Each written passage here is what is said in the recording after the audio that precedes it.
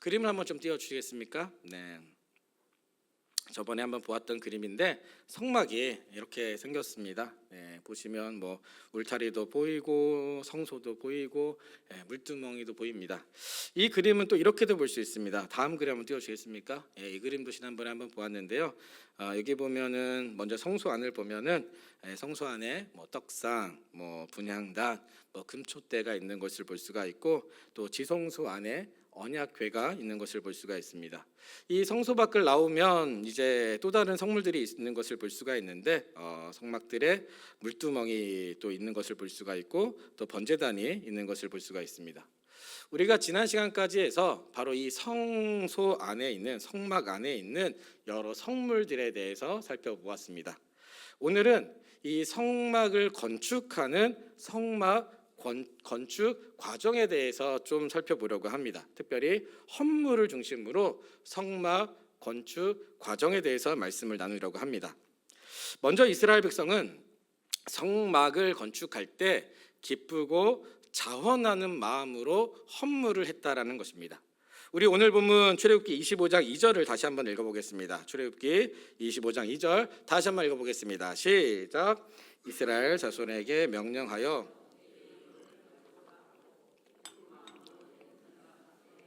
모든 물건을 너희는 받을지니라. 지금 말씀에서 보는 것처럼 하나님께서는 모세에게 기쁜 마음으로 내는 자의 예물을 너희가 받으라라고 말씀하셨습니다. 즉 억지로 인색함으로 불평과 불만을 가지고 예물 드리는 사람이 있으면 그의 예물을 받지 말라라는 것입니다. 왜냐하면 하나님께서도 그런 예물은 필요가 없다라는 것입니다.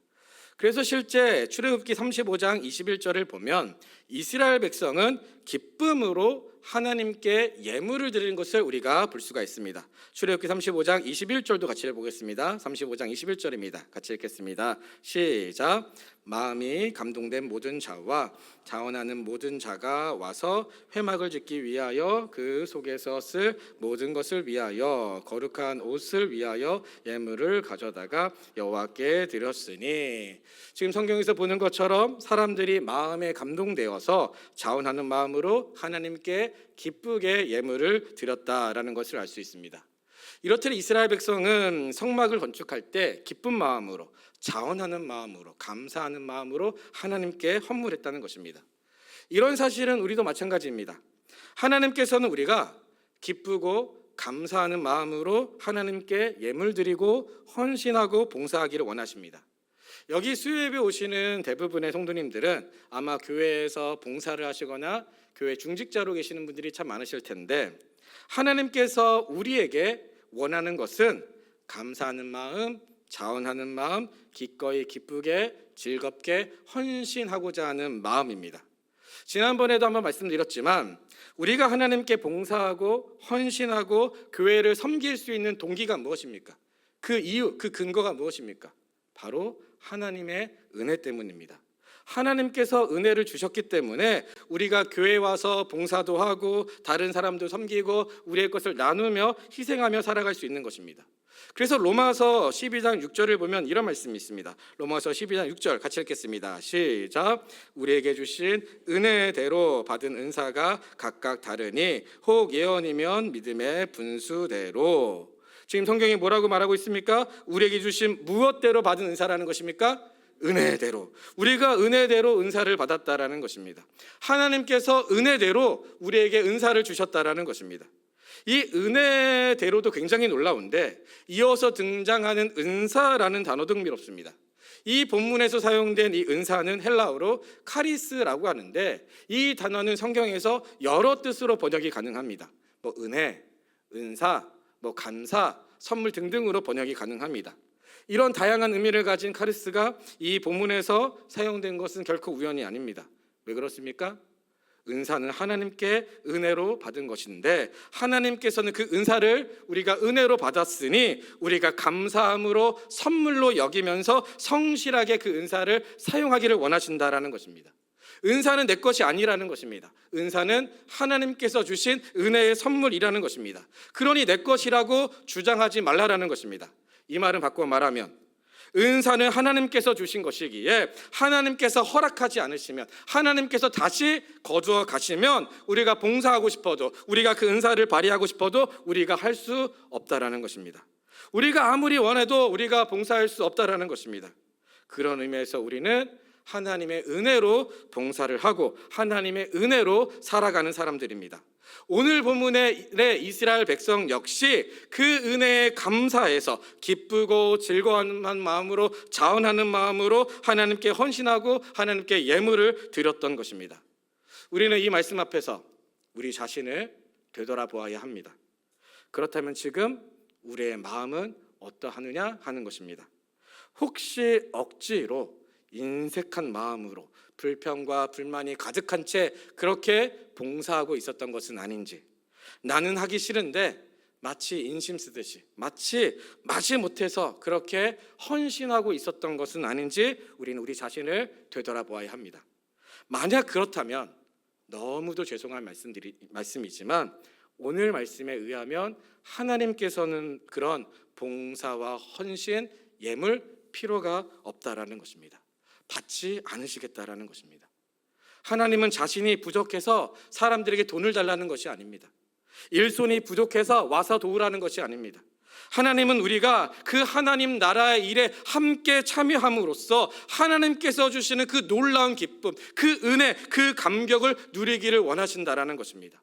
하나님 때문만이 아니라 바로 우리 자신을 위해서 우리가 그 하나님의 놀라운 은혜를 깨닫고 그 신비의 은혜를 경험시켜 주고 싶으셔서 우리를 부르신다라는 것입니다. 그러니 우리가 어떤 일을 하든지 그 하나님의 마음을 기억하면서 그 은혜에 감사하면서 기쁘고 즐거운 마음으로, 자원하는 마음으로, 기꺼운 마음으로 하나님께 헌신하면 좋겠습니다. 그럴 때 하나님께서 우리의 수고와 헌신과 희생과 봉사를 기쁘게 받으십니다. 우리 옆 사람에게 한번 이렇게 이야기해 보면 좋겠습니다. 얼굴 한번 보시면서요. 우리 샬롬, 우리 어제 소풍 다녀와서 이미 얼굴이 되게 밝으신데요. 한번 그 밝은 얼굴 보시면서 이렇게 한번 이야기했으면 좋겠습니다. 하나님께서는 당신의 수고를 잘 알고 계십니다. 한 번 더 이렇게 얘기할까요? 그러니 우리가 기쁘게 감사하며 주님께 헌신합시다.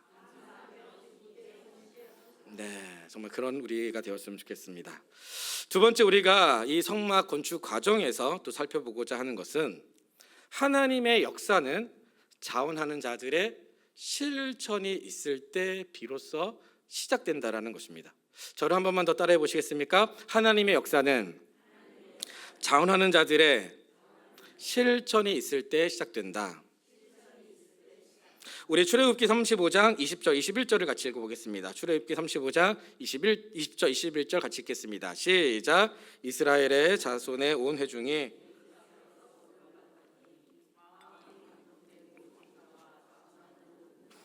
회막을 짓기 위하여 그 속에서 쓸 모든 것을 위하여 거룩한 옷을 위하여 예물을 가져다가 여호와께 드렸으니, 지금 20절을 먼저 보면은 지금 뭐라고 말합니까? 이스라엘 백성이 모세의 말씀과 지시를 받고 각자의 처소로 돌아갔습니다. 물러갔습니다. 돌아갔습니다. 그리고 나서 21절을 보니까 마음이 감동된 모든 자와 자원하는 모든 자가 와서 회막을 짓기 위한 예물을 하나님께 드렸다고 기록하고 있습니다. 지금 성경이 뭐라고 말하고 있습니까? 이스라엘 백성이 집으로 돌아갔다가 다시 왔다라는 것입니다. 다시 와서 자원하는 마음으로, 기뻐하는 마음으로 하나님께 예물을 드렸다라는 것입니다. 이 사실이 매우 중요합니다. 많은 사람들이 하나님의 말씀을 듣습니다. 오늘도 듣습니다. 심지어 어떤 분들은 매일 성경도 읽고 매일 묵상도 하고 매일 유튜브나 TV에서 계속해서 설교를 듣습니다. 그런데 중요한 것은 오늘 본문에 의하면 듣는다고 해서 하나님의 역사가 이루어지는 것은 아니라는 것입니다. 그럼 언제 하나님의 역사가 이루어진다라는 것입니까? 언제 시작된다라는 것입니까? 다시 올 때 일어난다라는 것입니다. 그 들은 말씀을 나의 삶에 가지고 와서 그 들은 말씀대로 나의 삶에 적용하고 실천할 때 하나님의 역사가 이루어진다라는 것입니다. 그런 의미에서 우리가 진정 하나님의 일하심과 하나님의 역사를 보고자 한다면 그 하나님의 들은 그 말씀을 우리의 삶에 적용하고 실천해야 한다는 것입니다. 모세의 이야기를 듣고 다시 와서 예물을 드리며 주님의 일하심을 본 이스라엘 백성처럼 우리가 그 주님의 위대한 계획과 그 주님의 위대한 역사를 경험하고자 한다면 우리는 그 들은 하나님의 말씀을 우리의 삶에 가지고 와서 우리의 일상 속에서 적용하고 실천하고 순종해야 한다는 것입니다. 주님은 나의 최고봉이라는 책의 저자인 오스왈드 챔버스가 자신의 책에서 이런 말을 한 적이 있습니다. 한번 띄워주시겠습니까? 우리 한번 같이 읽어보겠습니다. 시작. 주님 말씀하소서라고 말하는 습관을 가져라. 그리고 그분의 음성에 순종하라. 그리하면 당신의 인생은 사랑의 연주곡이 될 것이다. 오스왈드 챔버스는 우리가 하나님께 말씀해 주십시오, 하나님 오늘도 우리에게 말씀을 주옵소서라고 기도해야 한다는 것입니다.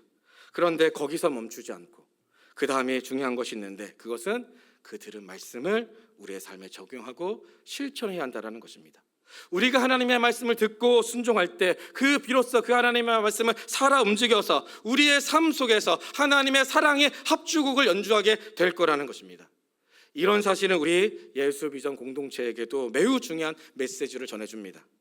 우리는 주일마다 또 이렇게 수요일마다 온 세대 기도회 때마다 새벽 기도회 때마다 하나님의 뜻이 무엇인지를 듣고 배웁니다. 간단하게는 기도해라, 감사해라, 성경 읽어라, 거룩하게 살아라 에서부터 조금 더 들어가면 우리의 모든 삶의 영역 속에서 주님께서 기뻐하시는 그 제자답게, 하나님의 백성답게, 하나님의 사람답게 그분을 닮고 그분의 말씀에 실천하고 그분의 나라를 증거하며 살아라 라는 이야기를 듣습니다. 이때 말씀을 들은 사람들은 보통 둘 중에 하나로 반응하게 되어 있습니다. 하나는 하나님의 말씀을 듣고 집으로 돌아가 아무것도 하지 않는 것입니다. 또 하나는 비록 그 말씀대로 사는 것이 어렵고 너무 힘든 것을 잘 알고 있지만 그 말씀대로 살아보려고 애쓰고 분투하고 실천하고 노력하는 것입니다. 우리가 어떤 삶을 살아야 할지는 이미 다 알고 계실 것입니다. 우리는 어떻게 해야 하는 겁니까? 그리고 하나님의 역사는 언제 이루어집니까? 오늘 말씀에 의하면 하나님의 말씀을 듣는 것도 중요하지만 바로 그 들은 말씀을 실천할 때입니다. 다시 와서 하나님께 예물을 드릴 때입니다. 저는 그런 의미에서 우리 이 수요 예배 오시는 분들, 특별히 우리 고베라로 섬겨주시는 분들이 참 귀하다, 참 소중하다는 생각을 많이 하게 됩니다. 왜냐하면 여기 수요 예배 오시는 분들, 우리 또 봉사하시는 분들은 그 하나님의 들은 말씀을 그냥 듣는 것으로만 그치지 않고 이렇게 오셔서 실천하고 또 살아가시는 분들이기 때문에 참 귀하다는 생각을 많이 하게 됩니다. 하나님의 위대한 역사는 바로 하나님의 말씀을 듣고 순종하는 사람들을 통하여서, 그리고 그 사람들이 하나님의 위대한 역사를 경험하게 된다는 것입니다. 우리 옆 사람 보면서 한 번 더 이렇게 얘기했으면 좋겠습니다. 당신은 하나님의 위대한 역사를 이루어가는 사람입니다. 네, 정말 그런 분들이십니다.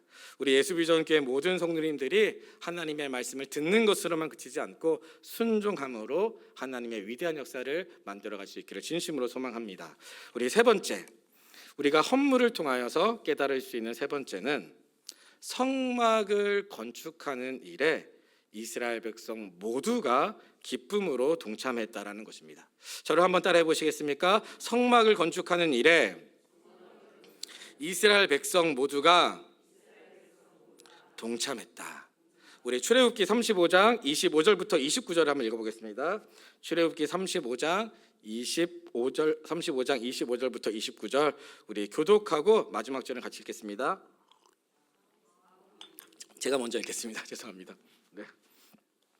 마음이 슬기로운 모든 여인은 손수 실을 빼고 그 뺀 청색, 자색, 홍색 실과 가는 배실을 가져왔으며 마음의 감동을 받아 슬기로운 모든 여인은 염소 털로 실을 뽑았으며 모든 족장은 호마노와 및 에봇과 흉패에 물린 보석을 가져왔으며 등불과 간유와 분향할 향에 소용되는 기름과 향품을 가져왔으니 같이 읽겠습니다.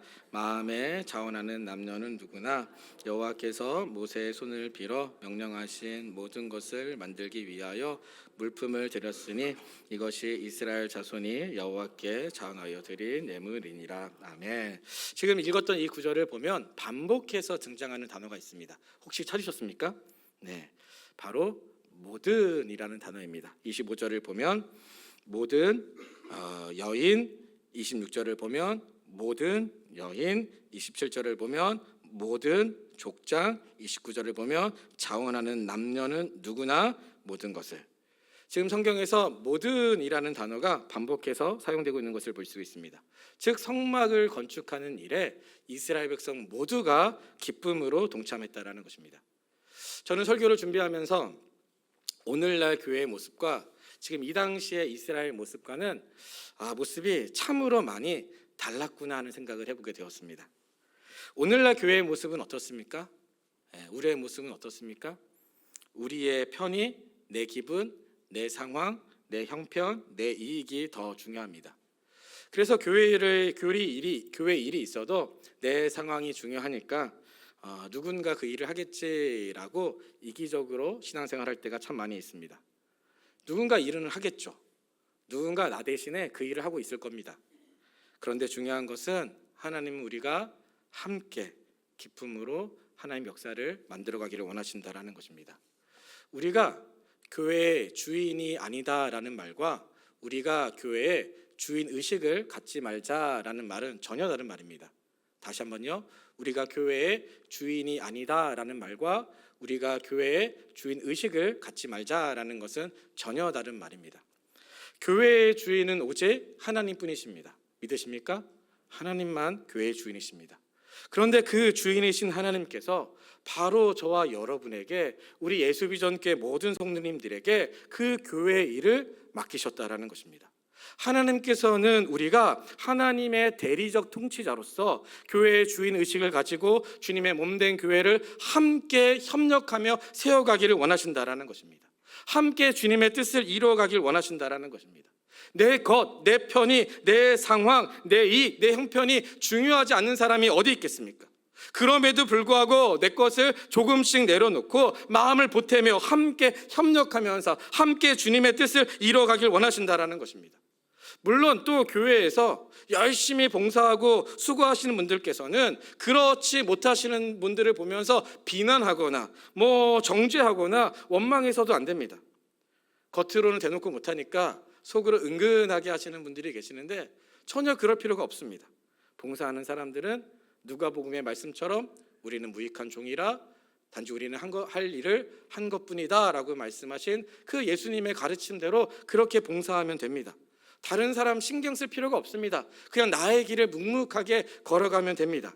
하지만 봉사에 참여하지 않는 사람들도 이제는 하나님께서 우리를 하나님의 그 거룩한 사역으로 부르고 계시니 내가 할 수 있는 범위 안에서, 내가 할 수 있는 역량 안에서 그렇게 함께 마음을 보태며 함께 사역하는 것이 중요합니다. 물론 모든 사람들에게 모든 것을 똑같이 일괄적으로 적용할 수 없다는 거 잘 알고 있습니다. 우리의 생김새가 다르듯이 각자의 형편도 다 다르기 때문에 우리는 우리의 모양대로 그렇게 섬기면 됩니다. 다만 여기에서 중요한 것은 교회의 방관자로서 누군가 그 일을 하겠지라는 식의 태도로 교회에 출석하고 교회 손님으로만 계시지 않았으면 한다는 것입니다. 제가 이전에 교회 학교를 맡아 지도할 때 교사들과 한 달에 한 번씩 좋은 책을 정해서 그렇게 책 나눔을 통하여서 교사 교육을 한 적이 있었습니다. 그때 나누었던 책 중에 하나가 팬인가 제자인가라는 책이었습니다. 그러니까 책 내용은 우리가 예수님을 따르는데 팬으로서 주님을 그동안 따르고 있었는지 아니면 제자로서 주님을 잘 따르고 있었는지를 지적해 주는 책이었습니다. 제가 그 책을 선생님들과 나누면서 문득 그런 생각이 들었습니다. 만약에 우리 교회에 우리 성도님들을 대상으로 이 책 제목을 바꾼다면 나는 뭐라고 바꿀까? 그때 있었을 때 떠오르는 문득 든 생각이 손님인가 주인인가 하는 것이었습니다. 교회를 보면서 많은 분들이 정말 교회의 주인 의식을 가지고 열심히 봉사하고 헌신하고 계셨지만 여전히 많은 분들이 교회에 손님으로 출석하고 계셨습니다. 그런데 우리 예수비전교회를 보면서도 동일한 생각이 들었습니다. 많은 분들이 우리 예수비전교회 정말 주인 의식을 가지고 열심히 봉사하고 헌신하고 계시는데 또 여전히 많은 분들이 교회에 손님으로만 출석하고 있다는 것입니다. 하나님은 우리가 손님이 아니라 함께 그리스도의 몸을 세우는 지체로 서 있기를 원하십니다. 손님은 아무것도 하지 않아도 됩니다. 그저 선물만 가지고 오면 됩니다. 헌신도 봉사도 필요 없습니다. 하지만 손님은 주인으로서 누리게 될 그 기쁨도 그 영광도 없습니다. 그 은혜의 참맛, 그 은혜의 기쁨도 경험하지 못합니다. 하나님은 우리를 하나님의 백성으로, 하나님의 사람들로, 그리스도의 몸된 지초로서 우리를 부르셨지 절대 우리를 하나님의 손님으로 부르지 않으셨습니다. 우리가 이 사실을 기억하면서 함께 그리스도의 몸을 세워가면 좋겠습니다. 제가 좋아하는 찬양 중에 이런 찬양이 있습니다. 아마 다들 아실 텐데요. 우리 모일 때 주 성령이 임하리, 우리 모일 때 주 이름 높이리, 우리 마음 모아 주를 경배할 때 주님 축복하시리, 주님 축복하시리. 노래를 잘 못 부르긴 한데요. 이 찬양의 가사처럼 우리 예수비전교회 모든 선생님들이 함께 모일 때, 함께 주인의 의식을 가지고 함께 봉사하며 함께 그리스도의 모임을, 교회를 세워갈 때 하나님께서 우리 공동체에게 복을 허락하시고 주님의 위대한 역사를 만들어 가실 것입니다. 성막을 건축할 때 이스라엘 백성이 함께 모여서 하나님의 역사를 함께 써내려 갔던 것처럼 우리가 그렇게 함께 모여서 주님의 위대한 이 역사, 교회 공동체를 세워가면 좋겠습니다.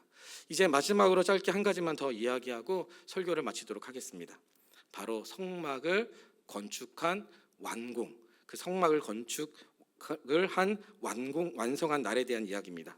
성경을 보면 언제 성막이 완공이 되었습니까? 우리 말씀을 찾아보겠습니다. 출애굽기 40장 1, 2절입니다. 출애굽기 40장 1, 2절 같이 읽겠습니다. 시작. 여호와께서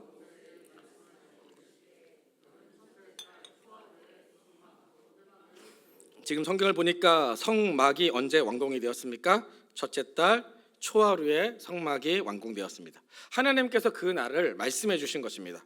1절에 보면 여호와께서 모세에게 말씀하여 이르시되, 하나님께서 말씀하셨습니다. 이날 하라. 2절에 너는 첫째 달 초하루에 성막 곧 회막을 세우고, 첫째 달 초하루에 성막이 완성되었습니다. 그렇다면 왜 하나님께서는 하고 많은 날 중에 왜 첫째 달 초하루에 성막을 완성하라고 말씀하셨던 것입니까? 도대체 첫째 달 초하루가 무슨 날이길래 그날 성막을 완성하라고 말씀하셨던 것입니까? 우리 말씀을 찾아 읽어보겠습니다. 출애굽기 12장 1절부터 2절입니다. 출애굽기 12장 1절부터 2절 같이 읽겠습니다. 시작. 여호와께서 애굽 땅에서 모세와 아론에게 일러 말씀하시되 이 달을 너에게 달의 시작 곧 해의 첫 달이 되게 하고. 지금 읽은 출애굽기 12장이 어떤 사건입니까? 유월절 사건. 유월절. 지금 성경이 그 유월절 사건을 하나님께서 그 달 너희에게 달의 시작 곧 해 첫 달이 되게 하라고 말씀하셨습니다. 그리고 오늘 본문에서 그 유월절이 있는 그 첫날 첫 달에 하나님의 성막을 완성하라고 말씀하셨습니다. 유월절은 어떤 날입니까? 이스라엘이 하나님의 은혜로 죽음의 권세를 이긴 날입니다. 이스라엘이 하나님의 은혜로 다시 살게 된 것을 기념하는 날입니다. 이제 대충 감이 오시나요? 왜 하나님께서 많은 달 중에 그 하나님의 은혜를 기념하는 그 첫째 달 그날 성막을 완성하라고 하셨던 것입니까? 이스라엘 백성은, 바로 하나님의 백성은 오직 하나님의 은혜로 사는 백성임을 일깨워주기 위함이었습니다. 성막을 완성한 이스라엘은 이제 1년이라는 시내산에서의 정착 생활을 망망하고 마무리하고 이제 다시 광야로 나가게 됩니다. 광야는 어떤 곳입니까? 아무것도 없는 척박한 땅입니다. 먹을 것도 마실 것도 쉽게 구할 수 없는 죽음이 도사리고 있는 땅입니다. 다시 말해 오직 하나님의 은혜로만 살아갈 수 있는 땅입니다. 왜 하나님께서 많고 많은 날 중에 그 이스라엘에게 그 왜 하필 첫째 달 초하루, 그 첫째 달 초하루에 유월절이 있는 그 달에 성막을 완성하라고 하셨던 것입니까? 이스라엘 백성은 오직 하나님의 은혜로만 살아가는 사람들이라는 것입니다. 그 황무지 같은 그 죽음이 도사리기는 그 광야에서 이스라엘 백성이 살아갈 수 있는 비결은 오직 하나님을 의지하고 오직 하나님을 신뢰하고 오직 하나님의 은혜를 경험할 때만 살아갈 수 있다는 것입니다. 그래서 많은 날 중에 그 유월절, 그 하나님의 은혜를 기억할 수 있는 그 달 초하루에 성막을 완성하라고 하셨던 것입니다. 이런 사실은 우리도 마찬가지입니다. 우리는 예수 그리스도를 믿음으로 새 사람이 된 하나님의 새로운 백성이 된 주님의 사람들입니다.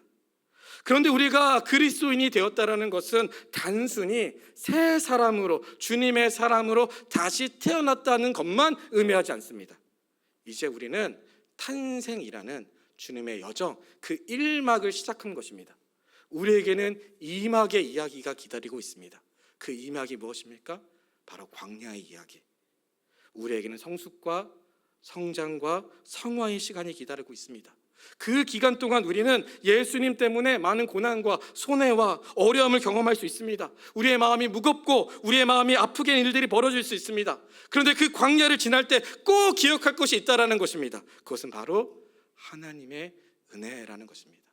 그 하나님의 은혜의 약속이라는 것입니다. 우리가 광야의 땅에서 주님 때문에 손해보고 고통당하고 억울한 일을 만날 수 있겠지만 은혜의 하나님께서 이스라엘을 구름 기둥과 불 기둥으로 함께하여 주시고 만나와 메추라기로 그들을 먹이시고 입히시고 보호하여 주셨던 것처럼 하나님께서도 우리 역시 그렇게 지키고 보호하여 주신다라는 것입니다. 그래서 요한복음 16장 33절은 이렇게 말합니다. 우리 한번 같이 읽어보겠습니다. 같이 읽겠습니다. 시작. 이것을 너희에게 이르는 것은 너희로 내 안에서 평안을 누리게 하려 함이라. 세상에서는 너희가 환난을 당하나 담대하라. 내가 세상을 이겼노라. 환난과 핍박의 예고를 듣고 떨고 있었던 그 제자들에게 예수님께서 뭐라 말씀하셨습니까? 세상에서 너희가 환난을 당하나 담대하라. 내가 세상을 이겼노라. 사랑하는 성도 여러분, 말씀을 읽도록 하겠습니다. 우리는 오늘 성막 건축 과정에 대해서 살펴보았습니다. 이스라엘 백성은 성막을 건축할 때 예물을 드릴 때 기쁘고 감사하는 마음으로, 기꺼운 마음으로 하나님께 예물 드렸습니다. 또 그것을 마음으로만 그치지 않고 실제 행동으로 다시 와서 행동으로 그 실천을 순종하며 옮겼습니다. 그리고 그 일을 소수의 몇 사람만 한 것이 아니라 모두가 함께 기쁨으로 동참하며 주님의 역사를 만들었습니다. 이 모든 일은 하나님의 은혜였고, 그리고 결국 그 이스라엘은 광야를 지날 때 그 하나님의 은혜로 마침내 약속의 땅에 들어갈 수 있었습니다. 우리가 이스라엘에게 베푸신 그 하나님의 은혜와 사랑을 기억하면서 또 우리도 오늘 이 말씀을 마음에 되새기면서 하나님의 은혜 속에 하나님의 그 선한 역사를 함께 마음을 보태며 감사함으로 우리의 은사를 사용하면서 그렇게 세워가는 저 여러분, 그것을 경험하는 우리 예수비전교회 모든 성도님들이 되기를 진심으로 소망합니다.